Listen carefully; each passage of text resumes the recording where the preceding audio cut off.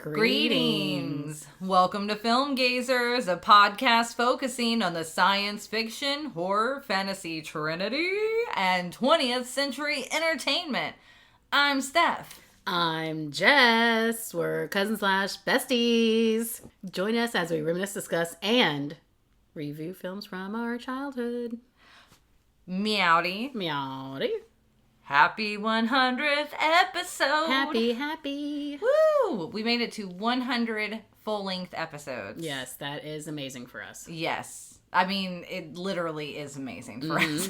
I think for anybody, that's amazing. 100 episodes is a commitment. That's like, this is our 5th year, I think, doing it. I think so. And it's crazy to think that I feel like I've blinked and I'm like, oh, we did all of these episodes? Because I can remember recording our very first one. Yeah. And how nervous I was. Yes. Even though it's not live. No, not at all. But it still felt weird having a conversation that you know other people are going to be listening to. Right.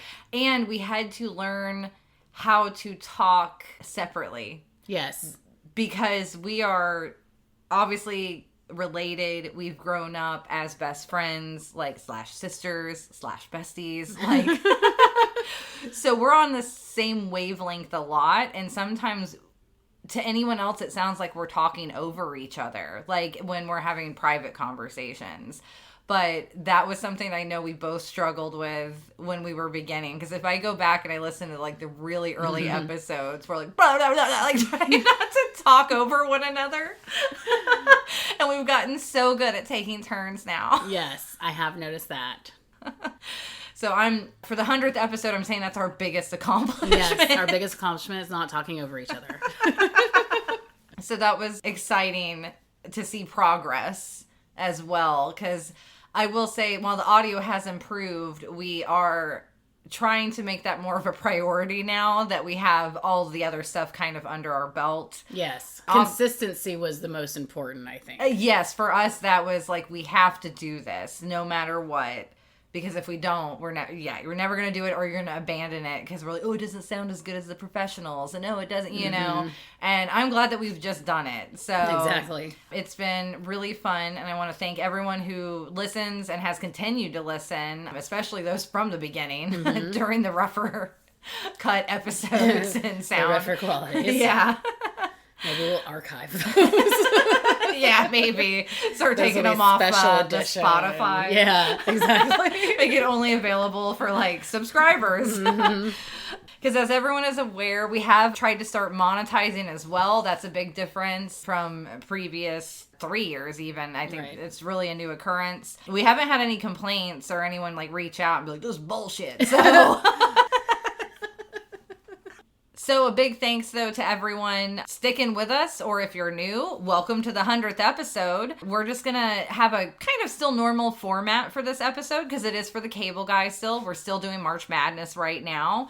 Just a precursor, though, we'll have a follow-up episode that's a little more fun, and it won't be an episode about a specific movie. It's going to be more just Film Gazers related. We're going to do, like, a fun little game. We've been trying to do, like, a fun blooper reel. It just takes a lot of time to have to go through a lot of raw material. So we have all that lined up, and we'll be releasing that after this episode. So until then, what have you been watching and what have you been doing? Actually last night, me and my mother watched Home Fries. I remember that being a staple at your house. Yes. Like when we were teenagers. Yes. I had Luke Wilson, Gary Busey's son. Gary Busey. Like I used to call him Gary Busey's because I don't remember his name. Jake. Oh, Jake Busey, that's right. I forgot how batshit this movie was. And it had Catherine O'Hara in it. I totally forgot she was the mother in it. Oh, crap. Yeah, been, I haven't watched that one probably since like my early 20s. That might be one I have to pick up. I'm pretty sure I haven't watched it since I had it on VHS. Nice. It's like the last time I watched it. But yeah, it was crazy.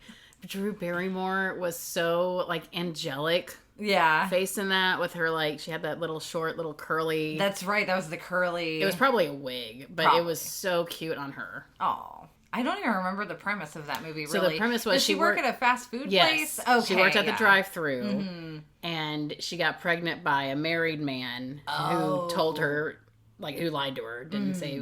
And his wife was Catherine O'Hara, and her two sons were Jake Busey and Luke Wilson, and they were like army pilots, and they killed him by scaring him because he had a heart condition with their fucking helicopter. Like, they chased him with their helicopter and shot blanks at him, and he had a fucking heart attack.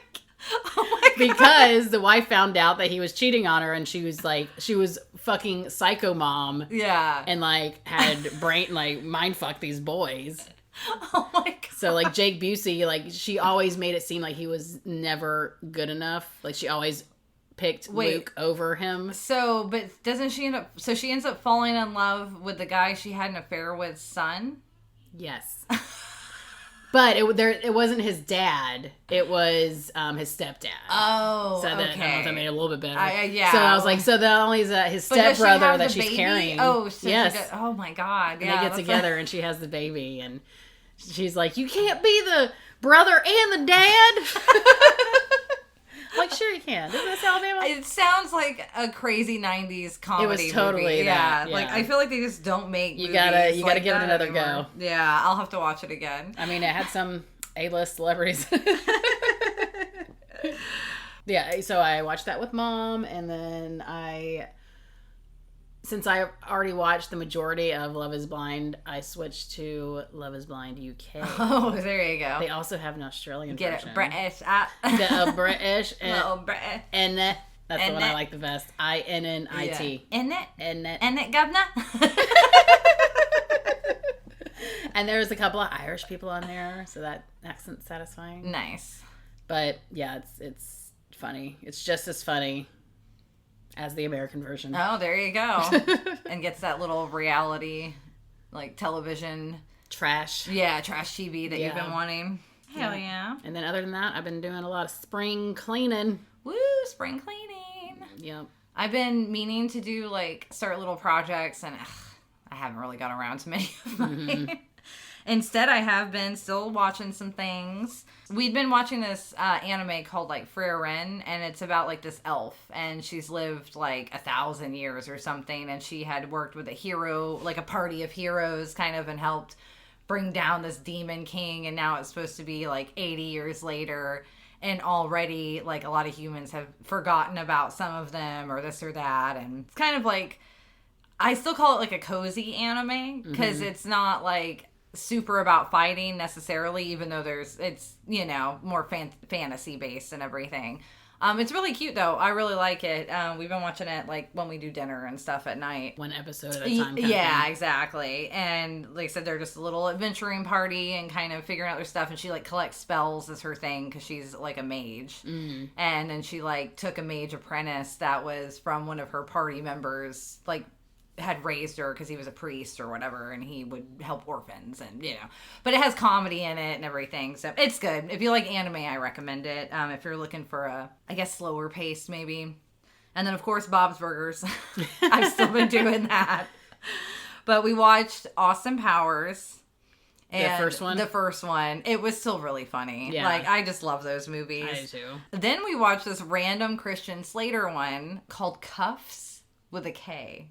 Oh, I haven't heard that. We hadn't either. Found it randomly. Had watched a trailer. Trailer looks fucking crazy because he's a rough and tough, he's a guy who doesn't have a lot of responsibility. Kind of. He's I'm what Christian year? Slater. I'm cool. I don't even know. It had to have been late 80s. Okay. Or early 90s. I can't remember which, but I think it was after he was coming out of some of his 80s kind of stuff. Mm-hmm. And it was not it's a terrible movie. It was so bad. Apparently it's yeah, he's this aimless guy, and he knocks up Mila Jovovich. Oh, damn. And, yeah, she's in it, and then she's supposed to be, a college student, and then when we're watching it, we're like, oh my god, she looks, so young in this. She must be, 19, is what you're assuming, and then we Googled it later, and she was only 15 in this movie, and it opens up with her dancing in her underwear with him, and then there's a whole scene where they're making out, and I'm like, she's fucking 15. Oh my god. And how old was he? Did you Google that? I think he was in his 20s at that point. I think he was 24 to 27. Maybe he was only 22.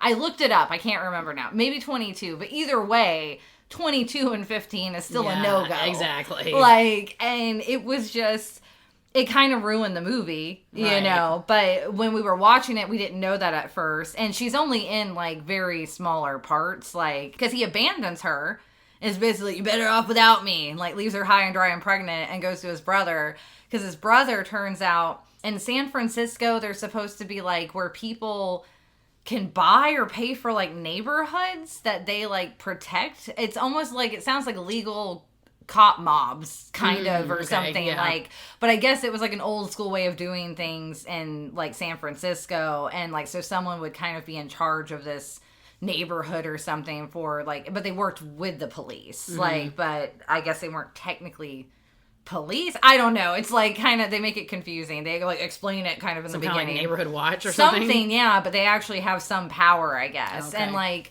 so these other people, though, have been, like, pressuring the brother to try to get his neighborhood or, like, to look the other way and some things. And he's an upstanding guy, and he doesn't do it, and they, like, murder him. And so he was, like, going to visit his brother, and then he sees the guy murdering his brother. And the villain guy, who's, like, you know, who does the dirty work, he's not, like, the big rich villain guy, but he's, the you know, the number 2 under him. And he's always wearing shirts with pictures of his face on them. His own face? His own face. Like, it's so random. You're like, what? You're like, why? You're like, well, that's a good way to get to know who did it. And that's how this whole movie is. It just has this weird random shit. Like, I actually really enjoyed watching it, like, as I was watching it, because it was so dumb and funny. Like, where you're like, this is ridiculous. But, like, it's one of the fun ones you have. So, and I would have given it, like, a solid, like, 2.5, 3 stars of, like, oh, this is a ridiculous movie, but I still enjoyed it. But then the Mila Jovovich stuff, I was like, ugh. Like, gross. Like, gross, yeah. So after that, we watched Get Hard. The sequel, right? Is that the sequel to Get Shorty? No, this is the one with Bill. Oh, yeah, that's right.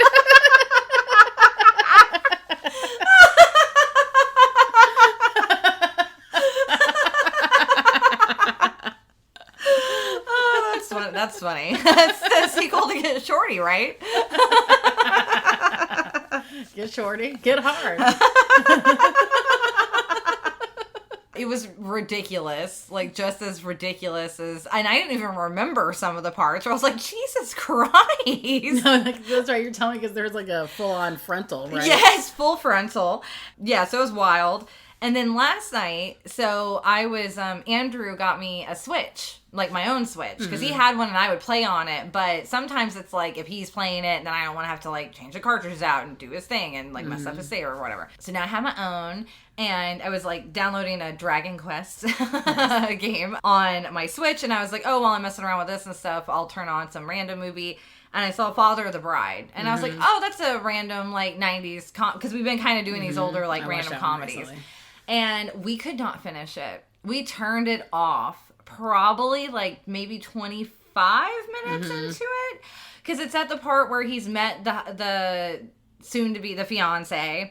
And he's been nothing but insufferable and weird. And it's like misogynistic almost and like sexist. And then you're like, do you want to fuck your daughter? Yeah. Like, what is going on here? Okay, Mr. Trump. Like, it was annoying. And we turned it off. And we thought it was so funny back then. Yes, I remember, like, because I even told Andrew when I turned it on, I was like, oh, I remember my mom turning this one on. Or like, if it was on cable, she would like, oh, I want to watch this. And I didn't remember specifics at all. I remember the hot dog bun scene the most. I just remembered, oh my God, Martin Short. Oh, yeah, because he's the wedding planner. Yeah, the wedding planner. Literally, and that's because I love Martin Short. Right. So literally the only thing about that movie I remember is him. He was not the one that stuck out the most to me. It was the hot dog bun scene. And I was like, they don't even come like that anymore. Where he was like freaking out because he needed hot dog buns and the hot dogs, and hot dogs always came like in a 6-pack or like an 8-pack, and like hot dogs used to come in an 8-pack or something. Yeah, I think some of them still do. Yeah, I don't feel like it's the same like that. I feel like I think it's the hot dogs come in the 8-pack and the buns come in a 6-pack. It was something like that. Yeah, and he made like he was like taking he's like, I don't need these 2 buns, I need the And that one stuck out the most to me from my childhood. No, I didn't even make it to that scene last night, so I don't remember. But because Andrew was like, this movie is fucking garbage. I just remember watching it and being like, why did we, like, I remember as a family, we watched it quite often and like laughed and, oh, it was so funny. And I'm like, I don't know why. Like, I can't explain it. I can't explain it. Yeah, like, I would say it's one of Steve Martin's weakest. Yeah, for sure. Like, I'm like, The Man with Two Brains was far better than this. Bringing down the house. And that one was incredibly sexist. So instead we turned on Zoolander. Always good. Which honestly held up better than Father of the Bride. And still enjoyed it. That one's always been one of my favorites. It's just dumb and funny. And then I'm finishing Dracula on audiobook finally. I only have like 30 minutes left. Nice. It is like a 20-something hour. Oof. It's a commitment, and I am there. It's kind of how Van Helsing talks. You're like, now I have to get used to a whole new voice. Well, that's the thing. I've only been doing ones really by this guy on YouTube. Nice. So I don't have to get used to like random new voices, just his characters that he chooses. And then I'm starting to actually read The Cabin at the End of the World. That's our little married book club that we're doing. Okay, yeah. And apparently they did make a movie out of that. So it sounded familiar. Yeah, so him and I are going to watch the movie after we finish the book. And that's it. That's what we've been up to. Mm-hmm. Like I said, I've been watching a lot. Not doing much of anything else. Avoiding reality. Well, you've been doing a little spring burrowing. Yeah, there we go. So, speaking of spring, this is the finish of March Madness. In April, it's called Spring Forward, and we're doing time travel films. Yes. And we did make our choices. Yes, we did. I chose Time Cop. Mm-hmm. And I chose Frequency. And that one I had never heard of or seen. Mm-hmm. I used to watch it, I think more like maybe right after high school. Gotcha. Yeah, so that'll be a first time watch for me. You've seen Time Cop, right? Oh, but I don't remember a shred of it. I don't remember much either, so that'll be fun. Jean-Claude Van Damme. I forgot it was him again. Yeah. Except for the like refrigerator split scene. Yes. I mean, how could you forget? And then it all came, I was like, oh yeah, I definitely remember that scene. Oh, and I came up with a theme for May. Nice. What? Southern Gothic. Yeah. Good. All right, guys. In this 100th episode, we watched 1996's The Cable Guy. So it also is corresponding with its 30th anniversary. Exactly. The timing was made for us. The stars aligned. The stars aligned. It was directed by Ben Stiller. It was written by Lou Holtz Jr. It was produced by Judd Apatow, Andrew Licht, and Jeffrey A. Mueller. It was starring Jim Carrey, Matthew Broderick, Leslie Mann, George Siegel, and Jack Black. Cinematography was by Robert Brinkman. Edited by Steven Weisberg. Music by John Ottman. It was released June 14th, 1996. It has that 96-minute running time. Perfect. The budget was $47 million, and the box office was $102.8. So, like, from a financial level, this movie wasn't a flop in that respect. But everybody acted like it was. Well, because people didn't particularly enjoy it. People went and saw it because it was Jim Carrey. Okay. But after the fact, people are like, what the fuck was that? For some of them. So it was a divisive in who liked it, who didn't like it. So, fun facts. This one was actually fun to look up. It was a first-time screenwriter was Lou Holtz Jr. He's a prosecutor that worked in Los Angeles, and he came up with the idea when he saw a cable company employee in his mother's apartment building. But it was like late at night, and he was like, wonder what that guy's doing here so late at night. You know, yeah. Like that seems like an odd time for a cable for a cable man.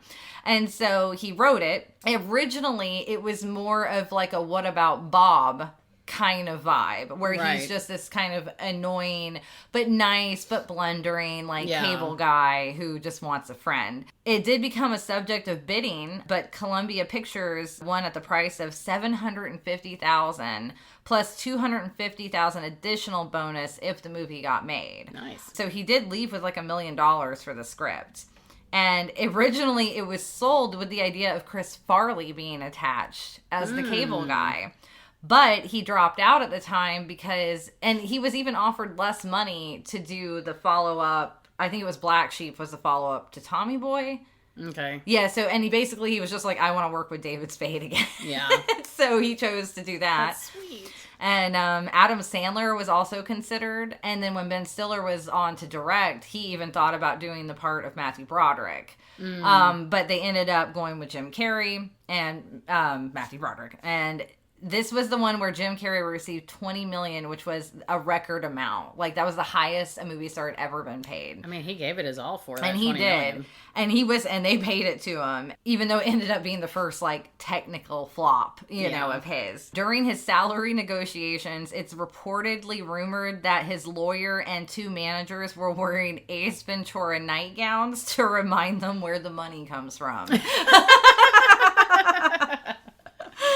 It's yeah. So after he did sign, Columbia hired Judd Apatow to produce. At that time, he thought maybe it was going to be his first, directorial debut, but they went with Stiller instead, because I think Columbia didn't want Apatow. They're like, no, we're not letting this be your first time. So that's how that went down. Apatow also helped with all of the screenplay afterwards, because Jim Carrey was the one who also was pushing of wanting it to be more of this weird thriller kind of comedy. He thought it should be darker, not a What About Bob guy. He's like, no, I want to play this guy as kind of unhinged, you know? And good choice, Jim. Yeah, so they had the guy rewrite the film. He did 4 additional drafts to try to he was like, okay, I can try to make it darker, you know? And so he did it 4 times before eventually he just left the project and was like, fine, so then Apatow and Jim Carrey also or Jim Carrey had more input and Apatow was the one who finished writing with the other drafts. So Apatow even was trying to get a writing credit for it, since he developed it basically into the more unhinged dark comedy it is. But the Writers Guild ultimately took Lou Holtz's side and was like, no, because they have, I guess, very high requirements and everything, because they do all they can to protect writers. Because I mean, honestly, they took a script and they turned it into something completely different. Right. So they're like, no, you still took his script and did it, I guess. Yeah. So it's pretty interesting, though. But yeah, a lot of the stuff, Apatow would even visit him when he was still filming, When Nature Calls, and they were, writing the script. And he'd hang out with him and they'd get ideas. Apparently it was Jim Carrey's idea for the one scene they're spoofing. Oh, God, I didn't write down that movie they were spoofing for it. But when he's in the prison scene and they just put, on a napkin, apparently Jim Carrey just wrote tits on glass. Yeah. That. I think, was it Midnight Express or yes, something? Yes, there we go. That's what it was. Thank you. I was I'm blanking. Oh, really? Yeah. So, little things like that were his input. Tit on glass. So apparently, though, the final script ended up having so many disturbing, scenes that they were like, oh, we have some complaints. And Apatow said that, the studio never specifically ordered the removal of them, but, they knew, okay, this might get removed. So Stiller made sure that he basically shot a scene twice. They did, the super dark version, and then they did a slighter, lighthearted version. So he was surprised that the studio ended up being okay with the ending, how it went down. But Jim Carrey wanted it darker, where he did die. He wanted to be impaled on, which I also think would have been the better ending, for sure. I don't know, I like it how it ended with him going... His little face, he's a little baby. That's true. Oh. So Apatow did list some of the excised scenes, though, the ones that were so dark that they didn't include them. So there one was where Carrey shoots Broderick's character with a staple gun and stitches his butt in the shape of a television. Another where Jim Carrey pretends to be a volunteer firefighter and hurls a fireman's axe at Broderick. One scene shot in 40-degree rain in Griffith Park where Carrie rides up on a horse resembling the Headless Horseman and leaps at Broderick. And then who then puts a rock to Carrie's head and threatens him until Carrie implores him to go to the dark side of the Force. And they said they cut that one because they said the evil look in Jim Carrey's eyes was so realistic that they were like, he looks too evil. Like, it was too much. Like he went to the dark side. Yeah, and apparently there was even another scene they cut where he's on top of Broderick's car, like in the Terminator, and he's supposed to be acting like the Terminator. Apparently the audiences didn't laugh in the test screenings, so they cut that one. So I'm like, man, I would have loved to have seen more of these scenes in it. It's too bad you can't find like the deleted scenes. It made me want to be like, okay, I should look on YouTube as a follow-up. Mm-hmm. And then, yes, the fight sequence in medieval times was a complete homage to the Star Trek episode A Mock Time, because Ben Stiller is like a known Trekkie, I guess. Nice. Yeah, so I thought that was funny. Now, the chicken skin scene, that was an ad-lib done by Jim Carrey in that moment. And that's why even when Matthew Broderick's you can see the side of his face. Yeah. Where he's like, he literally was caught off guard in that scene. He said, oh, Lord. That's what he said. And then the basketball scene. So that one, it turns out Jim Carrey can't play a lick of basketball. They said he was so bad at it that they ended up just being like, pretend to dribble, and they literally put the basketball in post-production. That's hilarious. I didn't notice. Yeah, they said he was so bad that they even, I can't remember who it was exactly. One of them, though, like, practiced with Jim before they were going to film the scene. And he even said, I'm Canadian, like, I don't know anything about basketball, like, and then they said he, like, performed horribly and then acted, he was like, oh, I did it, and they're like, no, dude, like, you're terrible at this. So I just, thought that was hilarious that they put in the basketball in post-production. And the dunk scene, when they did that, so I guess a pyrotechnic guy or something who was supposed to do it, it was supposed to blow backwards, not forward. So that they actually ended up using the scene in the movie, but the guy got fired because the glass ended up exploding all over the stunt guy. Oh shit. And got glass all over him and stuff, like, and it was supposed to, the way the charges, I guess, and everything set, it was supposed to blow the glass the opposite way. Right. So that was another random thing. I was like, oh shit. So I got a lot of that from good old Wikipedia and Screen Rant and Mental Floss. So Jess is going to take it away with the Googled summary. Chip, who was raised by television and is desperate for a best friend, begins obsessively inserting himself into Steven's life. When Steven tries to set boundaries and end the friendship, Chip turns into a psychotic stalker. He systematically ruins Steven's reputation, career, and relationship with his ex-girlfriend to prove that Steven needs him.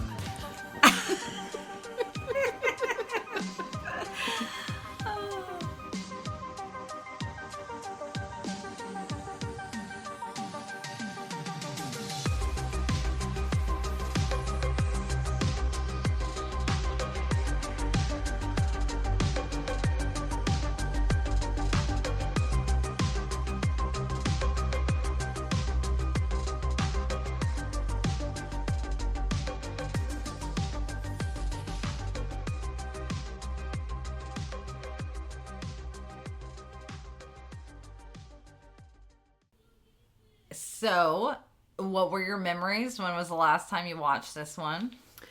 My memories since childhood are probably when he's like dreaming sequence of Jim Carrey. Oh, yes. And he's like, like running like that. The run in the hallway. That one, because I'm pretty sure that was in the trailer too. I think so. So that one I've always remembered since childhood. But I mean, like I said, I still quote it to this day. Yeah. I think it's been like maybe 8 years or so since I've watched it. No, I just watched it, I'm pretty sure, like last year. Yeah, I know. It'd probably been like a house or a couple of houses ago, maybe. A fun fact in our house, because Andrew, I always talked about how I liked this movie growing up and everything. and he would talk about how this movie wasn't allowed to be played in his house because his grandparents found it so stupid and they hated it so much. That's so funny. They were not about these kinds of comedies. Yeah, Like, that's just wasn't their style. So they'd be like, turn it out, stupid. He was like, yeah, this was not a welcome film in our... I was like, that's so funny, because I remember my mom didn't enjoy it either, I think, but we had it on VHS, and I loved Jim Carrey when I was a kid. So this one was one I played a lot. And I remember I liked it, but I do remember not liking Matthew Broderick that much. I always thought he was a little bitch. I thought he was a little weak. When I was a kid watching it, I was always like, what's his problem? Like, the cable guy's fun. Like, he's fun to hang out with. What is his problem? Why does he want to be friends with him? Why does he want to be a whiny little bitch with his fucking girlfriend? Watching it as an adult, as soon as the basketball scene came, I was like, okay, yeah. I know, for me, because let's just get into it too. This will go fully into it. Yeah, because also as I was watching, I remember when I was younger thinking, oh, it's just funny, and like, yeah, he had the boundaries part, because I also didn't remember the hooker scene, because, you know, you're a kid and you probably don't, you know, really think about that. But yeah, the basketball scene, even up until the basketball scene, I was kind of like still in Chip's corner, because I was like, I don't know, he's pretty cool, actually. Like, even when he dunked and he was aggressive, because I was like, they were aggressive to him first. Right. He just responded in kind. And I think it was badass. I thought it was badass too. I was like, if I met someone and then they Jack played Black a pickup was game, of a little bitch. He was a dick to him right off the get-go. So I was like, no. And I was like, he kind of deserved that. And I'm like, I'm sorry, but if I watch some person I just met and then they're like, were able to launch themselves off of the back and then, like, dunk on someone, I'm like, yo, dude, that is badass. And then when he was like, thanks, never slam dunk before. Thanks for the boost. Thanks for the boost. Like, come on. Like, how much more badass do you get? So funny. I know. So I was still, like, on his side in the very beginning as well. Because, yeah, they introduced us to Matthew Broderick's character. He and his girlfriend are separating to have some space. Because he asked her to marry him. Yes. And she asked him to move out. Yeah, exactly. And she's like, I don't know. You're a little weak. You're a little bitch. And he has, like, a bigwig job, like in some corporate. I don't even remember what his job was. I don't know what it is either, because he has to go on job sites and wear hard hats and look at blueprints. Oh, architect maybe or something. But you also have to, like, do the marketing and shit also. You have to do all of that. Yeah. So who knows? Anyway, he's supposed to have some kind of, like, big job. Yeah. And he's moved into his apartment and he'd been waiting for a cable guy all day. And then he finally shows up at the end of the day. And, like, while he's taking a shower. Yes. And then he's about to go away and he hurries up and gets to him. He's like, oh, hey, wait. And he's like, oh, finally. So, like, immediately, though, his vibe is, like, aggressive. Because I wrote that one of my, maybe I shouldn't come at all. Jerk off. I'm just messing with you. Yeah. Immediately 180s. And perfectionist. Watching this movie too, I realized how much of my sense of humor almost comes from the cable guy. Like the one extreme to the other, because I find it so funny, and then I do that to people still. And I still laughed all the way through the movie. I did too. And I guess I forgot. Maybe it's always been there, but one of my sayings that I say literally all the time is "No sweat off my sack." Yes. There was little things like that where I'm like, okay, yeah, this makes sense. It's always, the cable guy's always been with me. Yeah. Because, they started off like that, and then he's like, oh, I can give you some free cable, kind of, you know. Oh, he's like, hey, well, my guy said if I gave you $50, he got free cable. What do you think about that? So it is Jim Carrey being fully Jim Carrey, but still in a slightly different way. You can totally see the origins of the Grinch. Yes, his performance. You can. little Grinchy. The run the run was excellent. Grinch. I almost wish to see the slightly darker version, as we mentioned, because this movie is unhinged. It, like I said, it begins much like The Lighthouse with the descent of madness. Yes. Of two people who are trying to be friendly and maybe a little bit and get along, but there is already a power imbalance that, you know, they're trying, like, one and the other is playing, because, like, Jim Carrey's character is using the cable, you know, kind of as the, ooh, I helped you out, man. Like, right. I can't believe you just can't hang out and blah, blah, blah. And then Matthew Broderick's character is just, again, he's just kind of lame, though. He's lame, and it's like being polite to a point of detriment. Yes, exactly. Because it's like, if you were that early on, you could have just cut it all and been like, I'm sorry, man. Like, I don't want the cable. Don't worry about it. Whatever. Like, it hadn't gone that far yet. So it is like watching a man dig his own grave. Because when he first went in there and he was like, trying to find the sweet spot. Yeah, he's like rubbing the wall. Like that. I would have been like, that should have been the moment where that was your red flag. Like, don't ask him for shit. Exactly, because that's where I'm like, he rearranged your whole fucking living room. Yeah, without permission. You don't ask this man for nothing. Like, he was already pushing boundaries the moment you met him, and then you're like, okay. And then that was the green flag for him. Sure. I'm like, no. How about tomorrow night? Yeah, like. And I've known so many people like that in my life, and I've been Matthew Broderick a lot of times. You're like, sure. And then you get texts and phone calls, and you're like, fuck. No, that doesn't happen to me. It happens to me a lot. I learned. You didn't learn from the cable guy. I guess I didn't learn from the cable guy. You don't let him in. Don't let him in. They're like vampires. Yes, you don't invite them in. So... yeah, so we see that, like I said, that descent into madness of Jim Carrey, because he's wanting to get more and more of what he wants from Matthew Broderick and the relationship and the friendship. And they still, though, go into, like I said, it does go into little darker parts where it does show a flashback to, like, his childhood. And his mom just leaving him in front of the TV and him just watching stuff. And her saying, like, oh, maybe I'll make you, he's like, oh, I want a baby brother. She's like, oh, I'm going to go make you one. Or something, you know, yeah. It's the ho faux show. The ho faux show. You know who played his mother? I saw in the credits. Kathy Griffin. Really? Like, I don't think that was the voice, but... And then when I was watching it, I was like, oh, let me see. Because it just popped up when I was putting it on, like the cast or whatever. And I was like, I think it's like padded out. Like they padded her out. Oh, yeah. And I was like, oh my God, I think it is Kathy Griffin. That's so funny. That's so funny. Yeah, this movie did have a ton of people who had worked with Ben Stiller as well on his show and that had knew him. So you get a lot of cameos in it.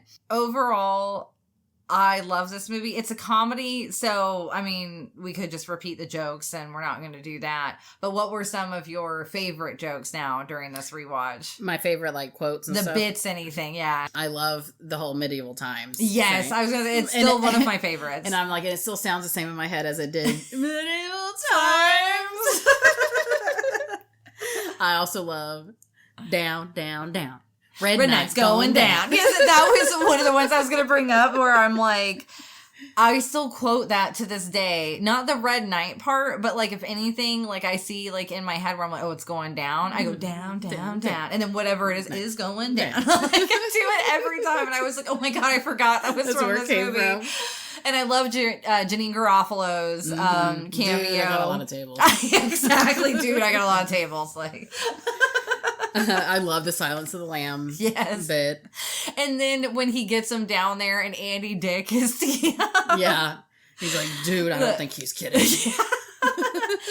And of course the Star Trek fight, which I said was even my memorable. It was so funny. His look on his face with that helmet when he's doing it is hilarious. I love just the little part when he's like, you have no messages. Nobody loves you. That is totally my sense of humor. If somebody says, you're like, oh, nobody loves you. Yeah. Oh, I can't remember what I was going to say. Must have been a lie. Yes. The whole Jefferson Airplane karaoke scene. Yes. His voice during that. Mm-hmm. I love that it was like a sheep goat kind of, like, your eyes, I sing that all the time. That's exactly how I sing that song. Exactly. Anytime I've heard it. Scramby eggs. Yes. Scramby eggs. That's why I said, I was like, actually, I would get along with the cable guy. Yeah. Like, really well. Because we would just quote all the movies and TV shows that we've seen to each other. Because the opening of this movie, we failed to mention, is basically just like a collage of like 90s television. Yes, like what exactly. it felt, of what my childhood felt like as well. Like, because I mean, we were semi-raised by the TV too, Yeah. you know, to an extent. Like, that's kind of just how it was a little bit back in the day. So it's almost kind of relatable to an extent. From that angle. And then again, just seeing though, because if you do take it a little more seriously, like, I just feel bad for Chip. I do. Like, I've always felt bad for him. Because that's what it is, you know, ultimately what this movie is just him trying to find, because you see throughout the film that he has other, like, clients, you know, that he's been getting free cable to, that's who all came to the party. Like, but they were all nice, kind of chill people. And I'm like, I wonder why he wasn't friends with any of them. And I think what it is because it's whoever, because they do disclose later, I think Jack Black finds out where he's like, oh, hey, he was fired from the cable company for, like, stalking, like, 3 other customers or something. But they don't elaborate, but I just think it's younger male customers who he wants, like, a surrogate as his ideal little brother. Oh. Like, that's what I think. Like, if we want to go a little deeper, I mean, it's not really that deep. I feel like they kind of spell it out for you with the scene with his mom when he's like, I want a little brother. Like, that right there, I was like, oh, because they don't really give you any other flashbacks from anybody. Because he just wants somebody to watch TV with and, like, talk about movies with. And hang out, and, like, do things. Of course, though, he has, like, that boundary issue and attachment. And like, all those other people none of them are the same age or around his age or younger. Or or like that, or it could be, fill in that role that he is seeking in his life, you know? Then you're like, oh. You're like, poor Chip. And that you never get to know his real name either. I know. I loved that. Like, but then because they kind of tell you, like, he was able to find him through the cable company stuff. So, but they still never reveal it. Yeah. Like, I guess. And then I love the end scene, though, when he's like, it's Ricky! Oh, Ricky Ricardo! That's one of my favorite scenes. That part. The Ricky Ricardo one. What's so funny is while I was watching it, when he fell, the Plex turned off. Oh, no! And I was like, well, that's crazy. It's giving Jim the ending he wanted. It's giving Jim. Speaking of salt peanuts.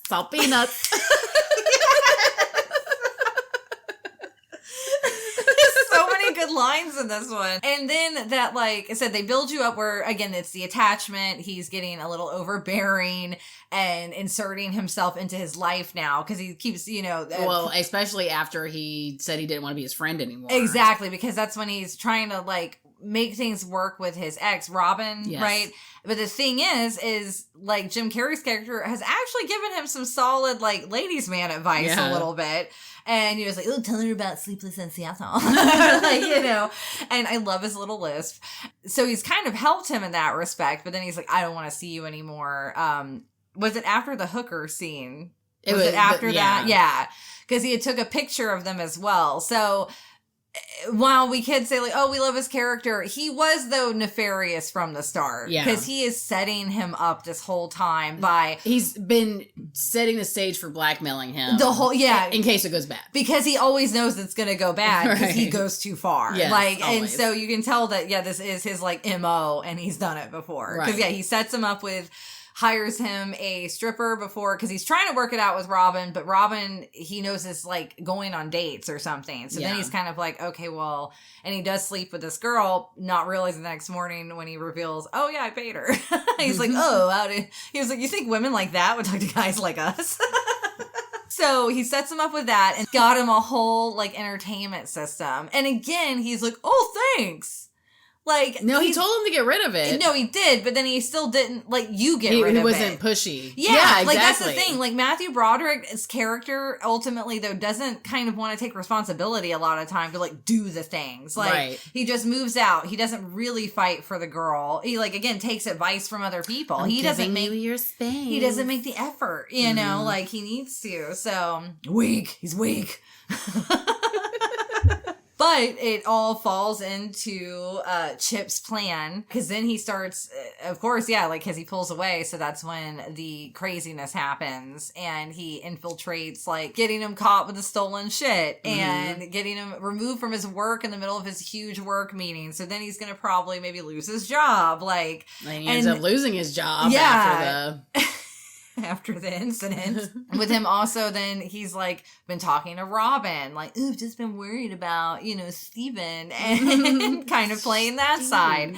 And that's one thing I love about this movie too, because while Jim Carrey is the person in the wrong here, I just love a good, like, revenge kind of like, ooh, I'm gonna get you, like, ooh, they're being petty. Exactly. Like, ooh, look what they can do. And the extent of what he does. And then to go so far as to, like, at the family function. I know. With one of your favorite quotes as well. The password is nipple. Vagina. Vagina. No, I'm not saying that to me. You know that little he's like, it's just skin, Steven. It's just skin, Steven. Yeah, it's foreskin. And then he leaves. He's so upset. He's like, and like, it's a whole, that's a blow up. So he basically just like implodes his life, which is great to watch. Yeah.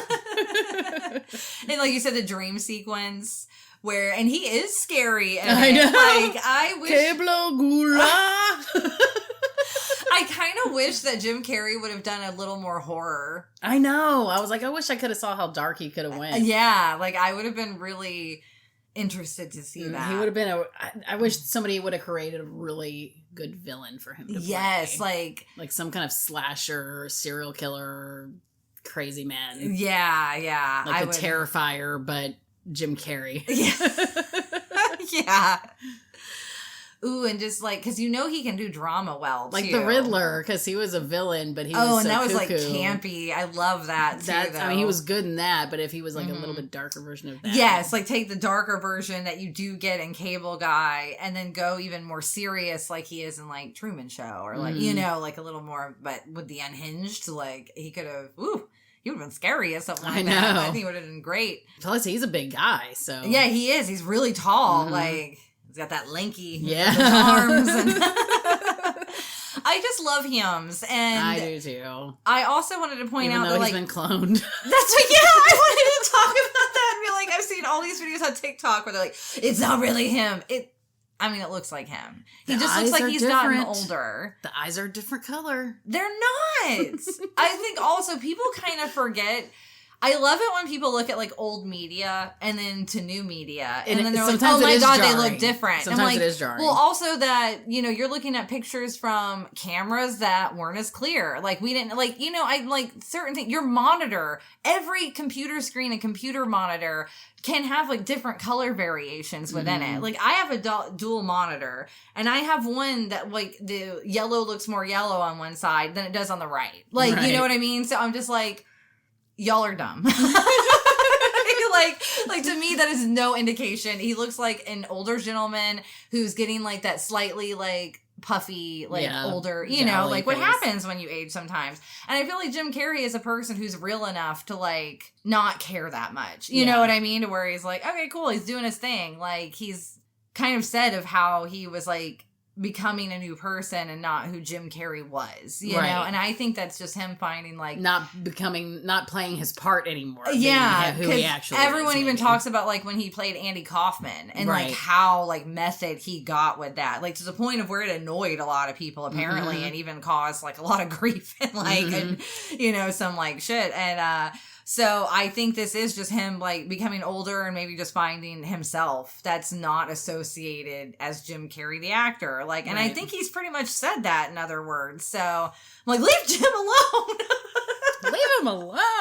Just let him do his thing. Enjoy his life. Because I don't know. I think he's had some hot takes. I'm not sure. He's one of those people where it's like, don't meet your heroes, you know, where I try not to watch too much about him. I know he's outspoken. I just don't know what he's outspoken about. Like, I don't. Yeah. So I don't want to take a side of like, I support him and his views. I'm not going to say that because I don't really know what they are. I only see the few interviews I've seen, and that's been more about just how he was seeing himself and, you know, his like acting methods and stuff. That's what I've tried to stick with. So I mean, his only downfall to me is dating Jenny McCarthy. I agree. That was that's why the ick factor. and that's why I'm also like, oh, I don't know some of his views. Like vaccines don't cause autism. Right. If that's one you share, hard disagree. Exactly. So other than that though, but we love Jim Carrey's body of work at least. Yes, for sure. These were the movies that raised us. It literally was the movies that raised us. Oh, I even watched Dumb and Dumber like not too long ago. And because that was like my favorite. You want to hear the most annoying sound in the world? Gas? How does he know I have gas? That's one I quote a lot.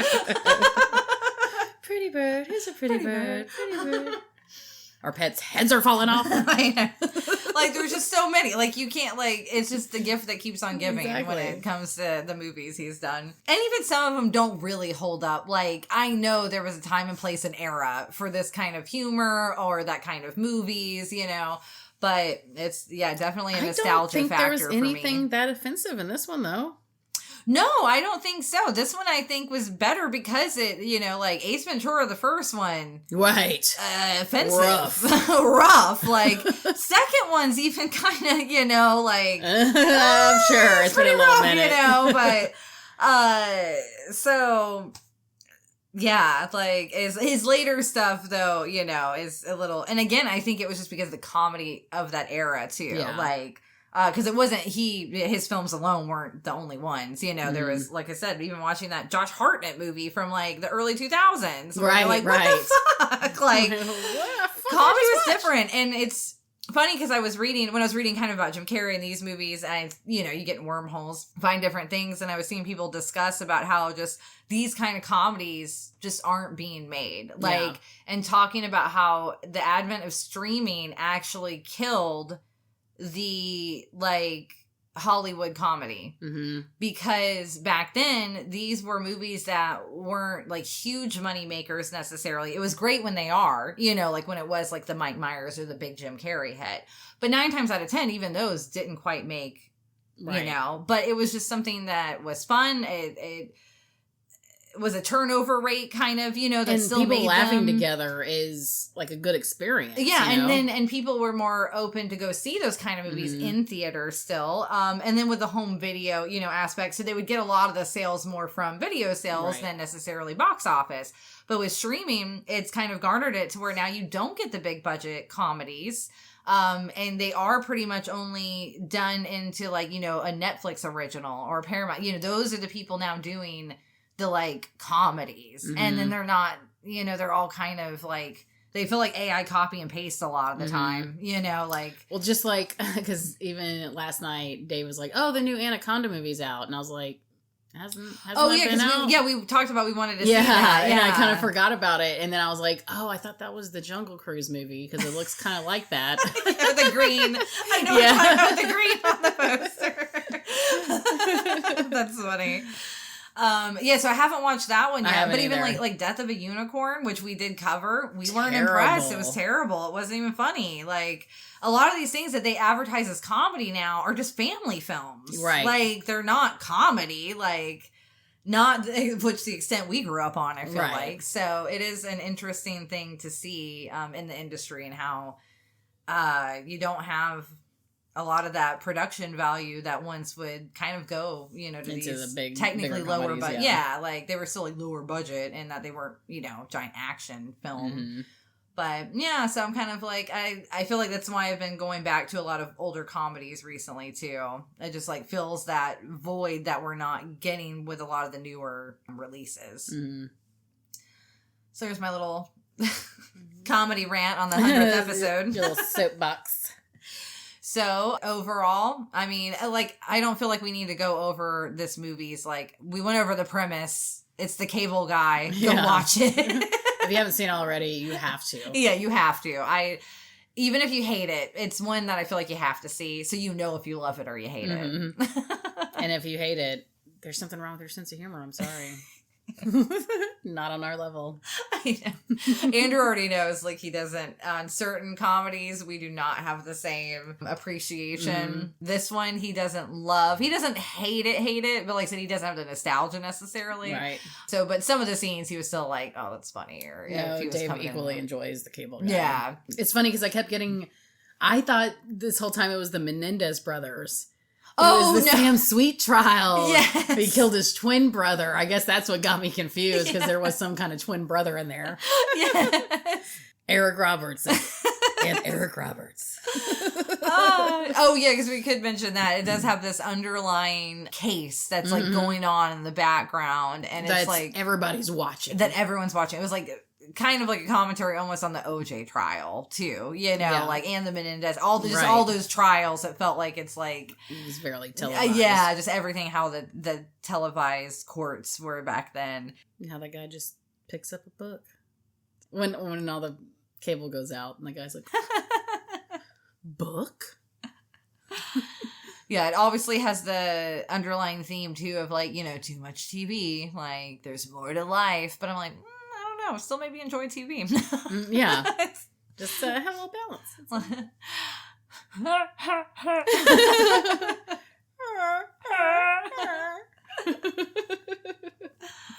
But yeah, so I still love this movie. I would definitely watch it again. I will watch it It's again. always going to be in the rotation at some point. Yep. Yeah, my view of Matthew Broderick's character didn't really change that much. So that was like, oh, okay, still remembered it kind of like... I just think the Cable Guy needs to pick better men to be friends with. Yeah. A little bit stronger, more aggressive style man. That's like, yeah, medieval times. All right. Little zanier. Zanier. Maybe that paramedic guy, maybe that's right up his alley. Yeah. He's a little bit more adventurous. He's up in a helicopter all day. Maybe it'll work out for him that time. Yeah, they were friends, buddy. Buddy. It's still a classic in my book. I think it was a really fun watch for our 100th episode. I agree. And its 30th anniversary. Exactly. And it fit perfectly into a descent into madness. For sure. This one, we got to see it in a more comedic light. Even though, like I said, I still stick to The Lighthouse was also slightly comedy. So Slightly. I feel like this was just a a different way of that. Different kind of version of the Descent into Madness buddy comedy. Right. It's a whole subgenre now. So guys, you can always find us at Film Gazers on the social medias. Remember, we are going to have a follow-up episode to this. That is the full, like, little celebration of the 100th episode. Celebrate good times. 100. We made a milestone.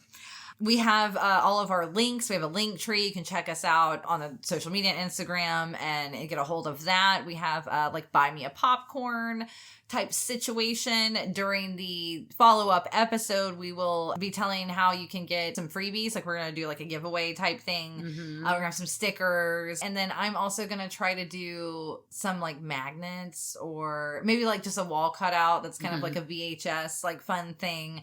That I can do with my laser. With my laser. Because I remembered, I was like, you know what? During our first kind of season, I guess, or year, if you will, we had just got the laser and I had been wanting to do like little VHS things, but I was in over my head and didn't know quite what I was doing then. And now I'm finally like, we got it down. Yeah. So I'm like, oh, I can do this now. I can comfortably do this. And we'll get that going. And then Jess is going to do an original watercolor. It's exciting. So make sure to be on the lookout for that. Make sure you follow us on social media to find out when that stuff kind of releases, because Jess is really good about making little announcements and the dates of certain episodes that are releasing. I am if I go ahead and schedule it before. Yes. I do it all one day and schedule it. So it's not actually that I'm that good. Bada bing, bada boom. Exactly. So again, guys, thanks for everything. 100 episodes down, 100 more to go. A million more to go. A million more to go. We will not end this until we are dead. 1 million episodes. 1 million episodes. Well, time to hit the dusty trail. Until next time. Later, taters. Sweet.